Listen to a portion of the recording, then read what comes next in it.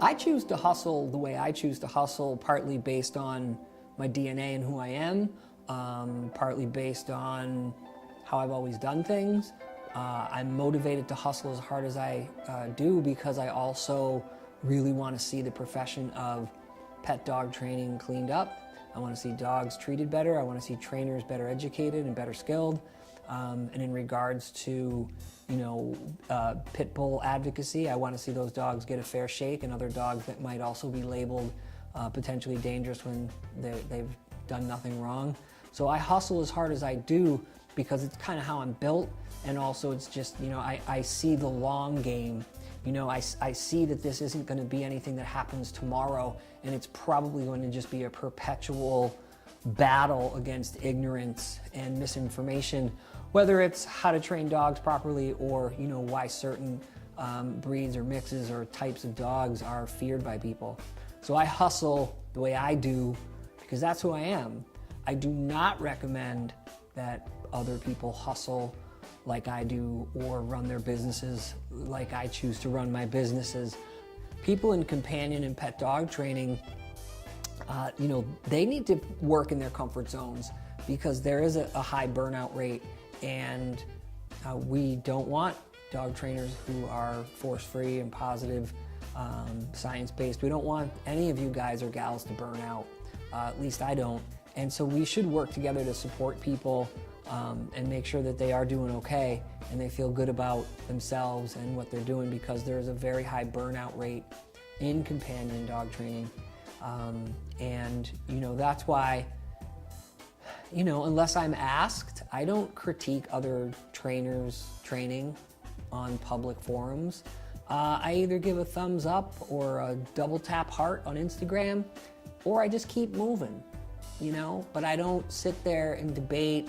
And, if somebody's using clickers and treats, or somebody's using toys or food, or somebody's training without fear and pain, thumbs up. If you want my 2 cents, you know how to get a hold of me. I'm not here to be the world's critic of trainers, but what I will say is that positive dog trainers, force-free dog trainers, to avoid burnout, work in your comfort zone.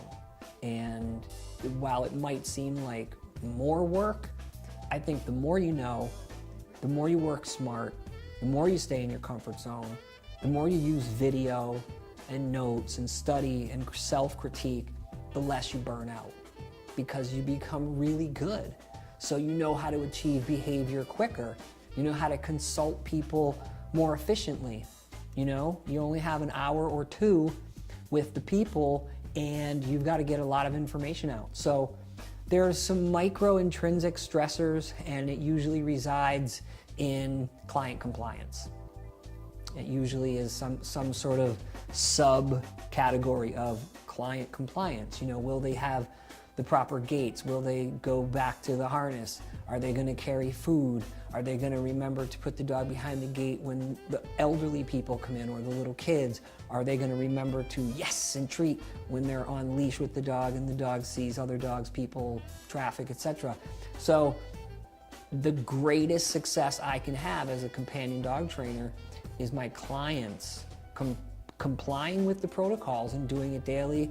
And I would say that more likely than not, at least the clients that I run into or that I hear from, more likely than not, their dogs are doing well. And even if it's challenging, one of the things that I impart onto my clients is be patient. Just go slow. There's no rush. Be safe. I say it all throughout dog life. Safety is my religion, but I want people to know that they don't have to take chances. They don't have to force their dog into situations that are uncomfortable or potentially dangerous or will result in some kind of aggression. They don't have to. There's management protocols. There's ways for dogs who have behavior issues to coexist and to be safe, but people have to take it upon themselves to make those protocols a priority. So, I support all positive force-free trainers. Trainers who do not train that way. If you are a pain trainer or a balanced trainer, where you do a little bit of, aversive and a little bit of, all trainers supply some kind of reinforcement because that's how behavior is increased. So it really does boil down to fear and pain versus force-free. and I support all the force-free trainers. I'm here for anything I can do for them. I'm here for you guys and gals, and the pain trainers and the bounds trainers. Well, you know, I hope you guys figure it out and you cross over and you realize that, you know, the greatest animal trainers in the world did not and do not use fear and pain to motivate animals.